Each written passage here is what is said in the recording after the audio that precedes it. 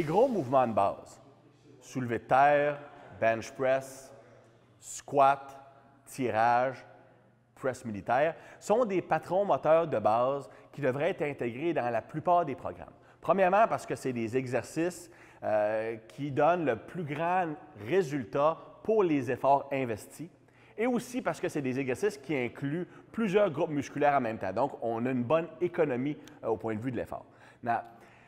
Maintenant, la question qui se pose, c'est est-ce qu'on est obligé de faire le patron moteur complet? Pour un exemple, si on parle du soulevé de terre, est-ce que tout le monde devrait absolument faire un soulevé de terre à partir du sol, justement?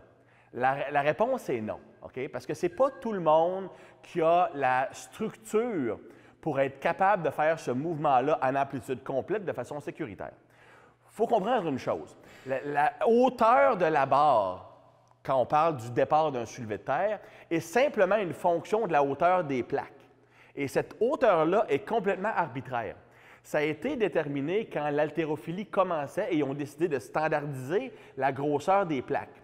Et le critère qu'ils ont utilisé pour choisir cette hauteur-là est simplement quelle est la hauteur minimale qu'on peut avoir pour éviter de s'écraser le crâne si on échappe la barre. Donc, je fais un épaulé, je perds conscience, je tombe sur le dos, la barre me tombe dessus. Donc, quelle est la hauteur minimale que la barre est pour empêcher que ça m'écrase la tête? C'est la seule raison qu'on a choisi cette hauteur-là pour les plaques. Donc, c'est complètement arbitraire. Ce n'est pas basé sur une règle biomécanique.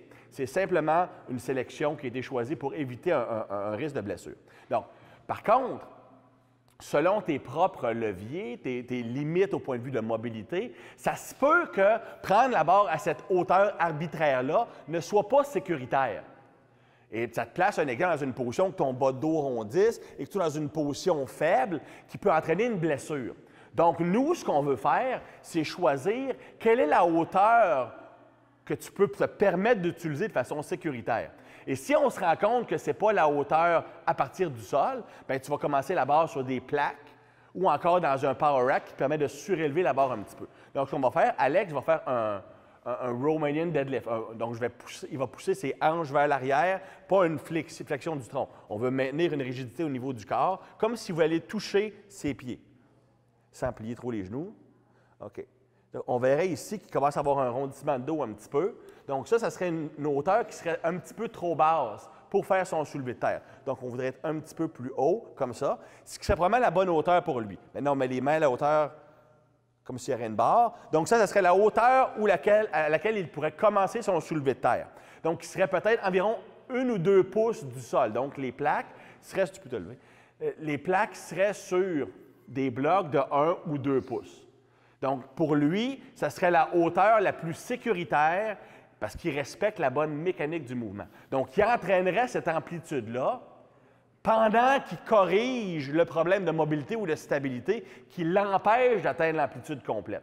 Rappelez-vous une chose, à moins que tu compétitionnes dans le sport de powerlifting, tu n'as pas à faire un exercice particulier. Ce qui est important, c'est d'entraîner le patron moteur.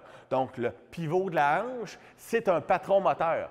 Tu vas simplement entraîner l'amplitude où tu peux faire ce patron moteur-là de façon sécuritaire pendant que tu travailles à augmenter ta mobilité.